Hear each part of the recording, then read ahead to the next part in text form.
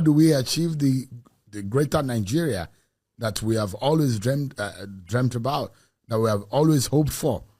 And you said leadership is the problem. The people need to choose the leader that they think can give them the right country or the right situation that they want. And you've described it.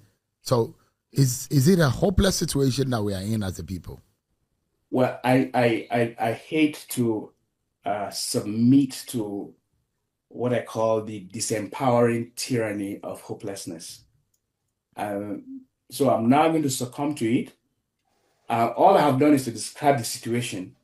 But every society that transcends its contemporary shortcomings always has to embrace the principle of creative destruction.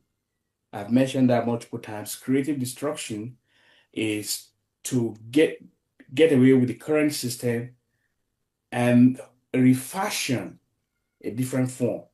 That is not going to come in a generation.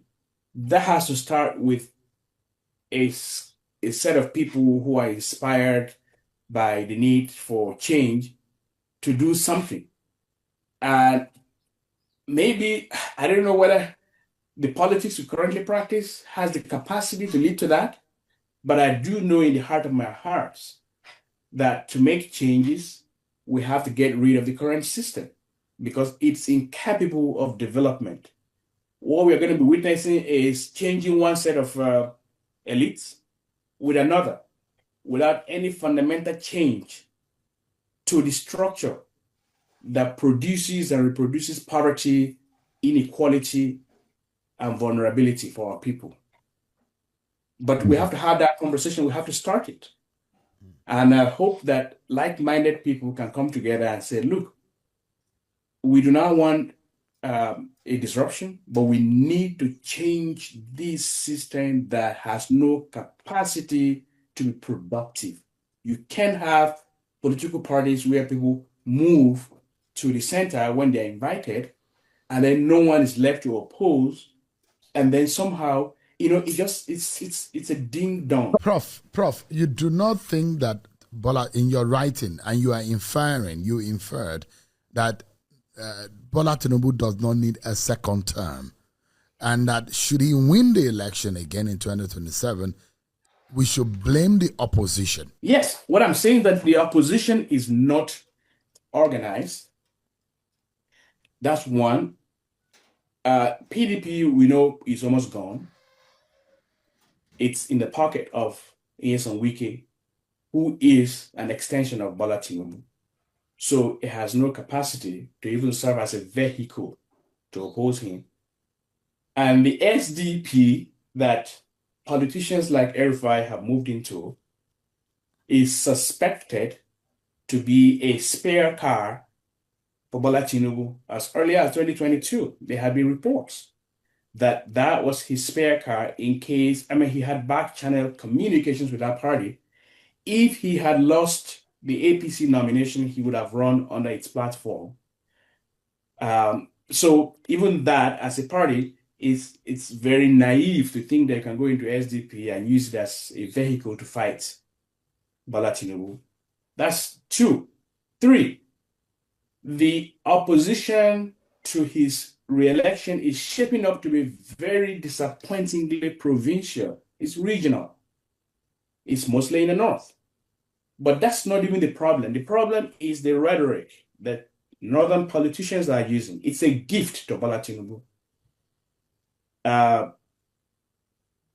Northern Elders Forum former spokesperson who used to be a political advisor to Bola Tinubu in the office of the vice president, Dr. Hakeem Baba Ahmed, said, no one can ever become president without getting the endorsement of the North. First, that's historically false. 2, that inspires regional solidarity amongst people who don't even like Bola Tinubu, because that is what I call self-lionizing arrogance. That's insufferable regional, provincial arrogance to say no one can become president except with us. As I pointed out in my article, Obasanjo became president in 2000. He won re-election in 2003 without the support of a huge slice of the North. He got the Christian North, got bits of other places, and got the entire South. What's his name? Goodluck Jonathan also won in 2011 without, it was the same template.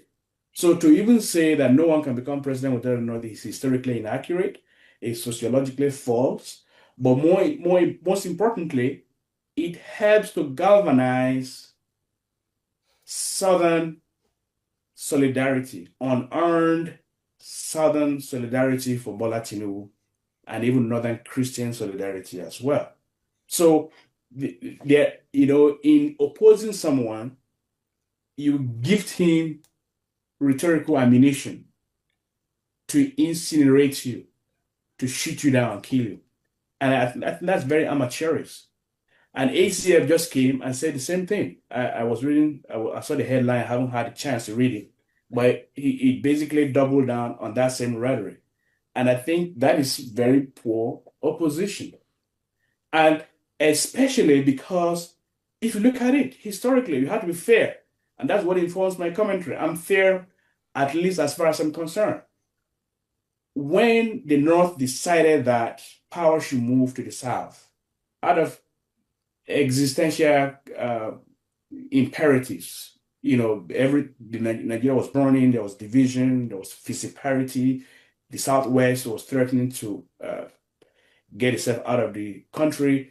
The Northern political establishment said, look, to keep this country one, we need to let power go back to the South, and particularly to the Southwest, where someone won an election on June 12, 1993, and was denied. And so in 1999, 98, 99, there was no major Northern politician who ran for office. So that the two major candidates for election were Olufala and Olusegun Obasanjo.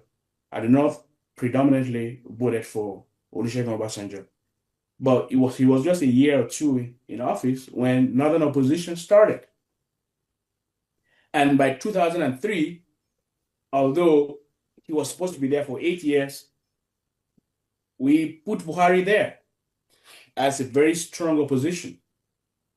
And of course, he defeated Buhari. But in 2007, when power went back to the North, there was no Southern opposition to Yar'Adua. There was no Southerner who contested against Yar'Adua.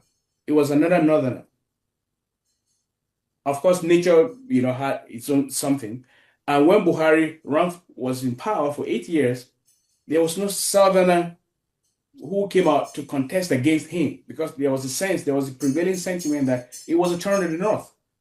And most of the South voted for Atiku Abubakar. So a narrative is being created that whenever a Southerner is in power, even there's an informal arrangement that 8 years of the South, 8 years for the North, but the North suffers from withdrawal symptoms from power, and it can't wait its own turn, and it wants to usurp power from the South. That narrative is building, and if it takes roots, it's not good for the nation. And that's why I suggested that even the Northern opposition, if they really want to be taken seriously, they should support a Southern opponent to Bola Tinubu, not another Northerner coming out to run, because this is supposed to be the turn for the South. And I know people say that's not democratic, but there's no universal application of democracy. In the United States, the presidential election is not a one-person, one vote system. It's an electoral college.